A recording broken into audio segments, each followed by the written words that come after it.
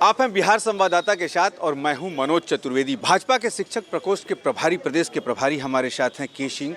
और नियोजित शिक्षकों की समस्याएं फिर जो एक बार सामने आ गई हैं प्रदेश में। प्रदेश अध्यक्ष सम्राट चौधरी ने बयान दिया कि भाई हमें योग्य शिक्षक चाहिए, तो पात्रता परीक्षा देने में, जो समता परीक्षा है, दक्षता परीक्षा, उसे देने में हर्ज क्या है। लेकिन अब जो तमाम दूसरे दल हैं जो कल तक कह रहे थे कि हम शिक्षकों को ले लेंगे, बिना शर्त ले लेंगे, वो कह रहे हैं कि भाई हम आंदोलन करेंगे। इसी पर बात करने के लिए हमारे साथ भाजपा के शिक्षक प्रकोष्ठ के प्रभारी हैं के सिंह।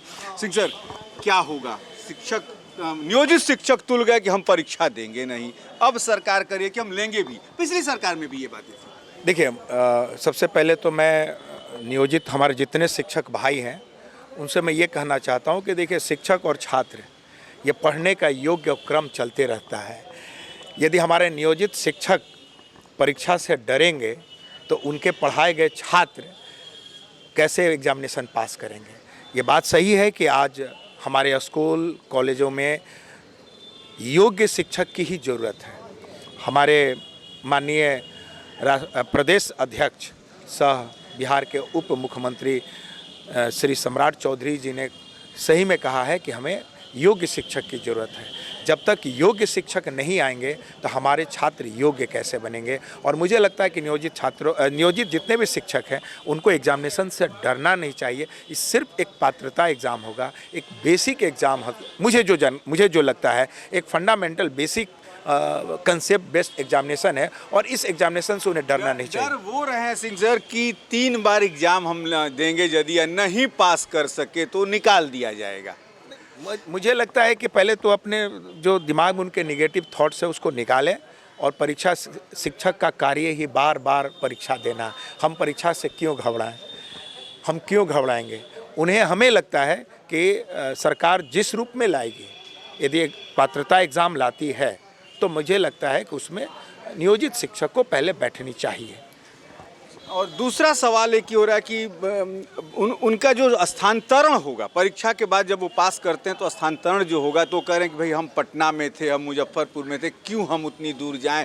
बड़ी समस्या और घोच-पोच ये बातें हो रही है। अभी तक सरकार ने कुछ क्लियर कट देखिए, पूरे बिहार आप क्षेत्रफल के दृष्टि से देखिए तो बड़ा कितना है। आप 4 घंटे में कहीं से कहीं आप पहुंच जाते हैं। पटना आप 4 घंटा में आजकल कहीं से पहुंच जाते हैं। तो मुझे लगता है कि यदि उन लोग का ट्रांसफ़र होता है, मान लीजिए कोई पटना में जॉब कर रहे हैं और पटना के आसपास यदि वैशाली में मिल जाता है, सपोज कीजिए आरा में मिल जाता है, जहानाबाद में मिल जाता है, नालंदा में मिल जाता है, तो मुझे नहीं लगता है कि इससे घबराना चाहिए। अरे पूरे बिहार के विद्यार्थी उनके लिए समान है। परीक्षा देनी चाहिए, परीक्षा देनी चाहिए, मेरा अपना ये मानना है। और एक सवाल अंतिम ले लेते हैं। बीपीएससी के माध्यम से सरकार ने परीक्षा लिया, लेकिन तमाम शिक्षक अब रिजाइन दे रहे हैं। सिंह साहब, उनकी समस्या है कि भाई हमारी पत्नी का भी हो गया है, पत्नी दूसरे ज़िले में, हम दूसरे ज़िले में, और रिजाइन दे रहे हैं।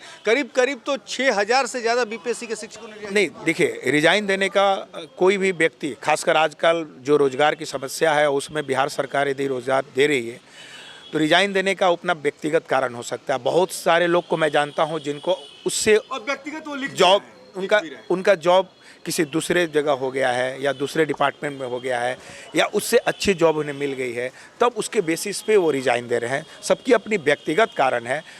मुझे लगता है कि शिक्षा उस क्षेत्र से उनके रिलेटेड कोई परेशानी नहीं है जिसके चलते वो रिजाइन दें। डबल इंजन सरकार के साथ हम मुख्यमंत्री नीतीश कुमार हैं, और कितना इसको पब यहाँ बेरोजगार। मुझे लगता है कि यहाँ की जनता की जीत हुई है। हमें जो जनाधार मिला था एनडीए सरकार को मिला था, सत्यमेव जयते, सत्य की विजय हुई है। और मुझे लगता है कि वो जो जंगल राज जो बीच बीच में आते रहता है ना, वो पार्ट वाइज सीक्वल, तो मुझे लगता है कि उसका अंत हो गया है।